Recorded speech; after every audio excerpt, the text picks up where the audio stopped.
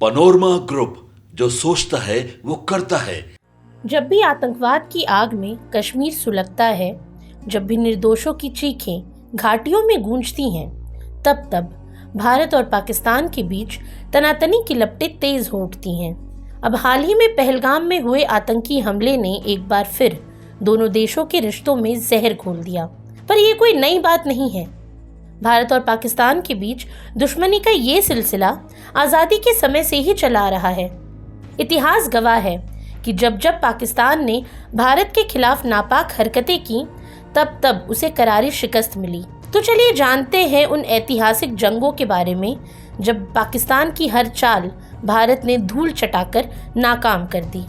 1947 वो साल जब भारत ने अंग्रेजों की गुलामी की बेड़ियां तोड़ी और एक नए स्वतंत्र राष्ट्र के रूप में उभरा। मगर इसी आज़ादी के साथ एक जख्म भी मिला, भारत का विभाजन और पाकिस्तान का जन्म। पाकिस्तान के हुक्मरानों की नीयत शुरू से ही दागदार रही। कश्मीर पर अपनी गंदी नजरें गड़ाए उन्होंने कबायली लड़ाकों के सहारे वहां घुसपैठ करवाई। अक्टूबर 1947 में शुरू हुआ ये संघर्ष प्रथम कश्मीर युद्ध के रूप में दर्ज हुआ। पाकिस्तान ने सोचा था कि मुस्लिम बहुल कश्मीर उनके हाथ आ जाएगा, पर महाराजा हरि सिंह की सूझबूझ और भारत की तत्परता ने उनकी चाल नाकाम कर दी। भारत ने जम्मू कश्मीर का भारत में विधिवत विलय कराकर पाकिस्तान को करारा झटका दिया। पाकिस्तान को युद्ध में हार का स्वाद चखना पड़ा और अंततः संयुक्त राष्ट्र की मध्यस्थता से नियंत्रण रेखा खींची गई। पर पाकिस्तान ने गिलगित, बाल्टिस्तान और तथाकथित आजाद कश्मीर पर कब्जा कर लिया, जो आज भी विवाद का विषय बना हुआ है। 1947 की हार पाकिस्तान के सीने में चुभती रही। बदले की इसी आग में 1965 में उसने एक बार फिर भारत पर घातक वार करने की कोशिश की। ऑपरेशन जिब्राल्टर के तहत पाकिस्तान ने कश्मीर में विद्रोह भड़काने के लिए अपने सैनिक भेजे, मगर भारत ने इस दुस्साहस का ऐसा जवाब दिया कि पाकिस्तान को पीछे हटना पड़ा। 17 दिन तक चले इस महायुद्ध में भारत ने न सिर्फ पाकिस्तान के मंसूबों को कुचला, बल्कि उसकी सैन्य ताकत की भी पोल खोल दी। टैंकों के सबसे बड़े संघर्षों में से एक इस युद्ध में भारत ने ये सिद्ध कर दिया कि उसकी रक्षा पंक्ति अभेद्य है। दुनिया की महाशक्तियों अमेरिका और सोवियत संघ को भी हस्तक्षेप करना पड़ा, पर जब धुएं और बारूद का गुबार छटा तो विजयी पताका भारत के हाथ में थी। वहीं भारत पाकिस्तान के रिश्तों में सबसे निर्णायक मोड़ 1971 में आया। इस बार युद्ध का केंद्र कश्मीर नहीं, बल्कि पूर्वी पाकिस्तान था।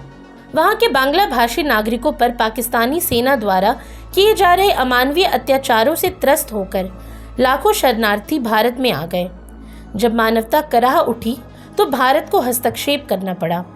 पाकिस्तान ने पश्चिमी मोर्चे पर हमला कर युद्ध शुरू किया, लेकिन उसे अंदाजा नहीं था कि भारत इस बार हर मोर्चे पर उसके घुटने टिकवा देगा। महज 13 दिनों के भीतर पाकिस्तान की सेना ने आत्मसमर्पण कर दिया। लगभग 93,000 पाकिस्तानी सैनिक भारत के बंदी बने, जो कि दूसरे विश्व युद्ध के बाद बंदियों की सबसे बड़ी संख्या थी। भारत ने न सिर्फ पाकिस्तान को सैन्य रूप से रौंदा, बल्कि एक नया स्वतंत्र राष्ट्र बांग्लादेश भी दुनिया के नक्शे पर उभरा। हालांकि बाद में शिमला समझौते के तहत भारत ने पाकिस्तान की कब्जाई जमीन लौटा दी। ये भारत की उदारता का परिचायक था, लेकिन पाकिस्तान की नीयत में कोई बदलाव नहीं आया। 1999 में एक बार फिर उसने घुसपैठ कर कश्मीर के कारगिल सेक्टर की ऊंची पहाड़ियों पर कब्जा करने की कोशिश की, पर वो भूल गया था कि भारत की सेना पर्वतों जितनी ऊंची हिम्मत और हिमालय जैसी दृढ़ इच्छा शक्ति रखती है। दुर्गम परिस्थितियों में भी भारतीय सैनिकों ने वीरता का इतिहास रचते हुए कारगिल की सभी चोटियों को पाकिस्तान के कब्जे से मुक्त कराया। इस युद्ध में पाकिस्तान को न केवल सैन्य हार मिली, बल्कि अंतर्राष्ट्रीय स्तर पर भी शर्मिंदगी झेलनी पड़ी। अमेरिका और अन्य वैश्विक ताकतों के दबाव में आकर पाकिस्तान को पीछे हटना पड़ा। नवाज शरीफ खुद मानते हैं कि कारगिल में पाकिस्तान को भारी नुकसान उठाना पड़ा, जिसमें हजारों सैनिक मारे गए। इतिहास गवाह है कि पाकिस्तान ने जब जब भारत के खिलाफ नफरत और आतंक की खेती करने की कोशिश की, तब तब उसे करारी हार का सामना करना पड़ा। फिर चाहे वो 1947 का प्रथम कश्मीर युद्ध हो, 1965 की घुसपैठ हो, 1971 का बांग्लादेश युद्ध हो या 1999 का कारगिल संघर्ष, भारत ने हर बार अपने पराक्रम और धैर्य से ये सिद्ध किया कि वो न केवल अपनी अखंडता की रक्षा कर सकता है, बल्कि दुश्मनों को करारा सबक भी सिखा सकता है। आज भी भारत अपनी सीमाओं की रक्षा में पूरी मजबूती से खड़ा है और जब तक भारतीय सेना का साहस कायम है तब तक कोई भी दुश्मन भारत की एकता और अखंडता को चुनौती नहीं दे सकता।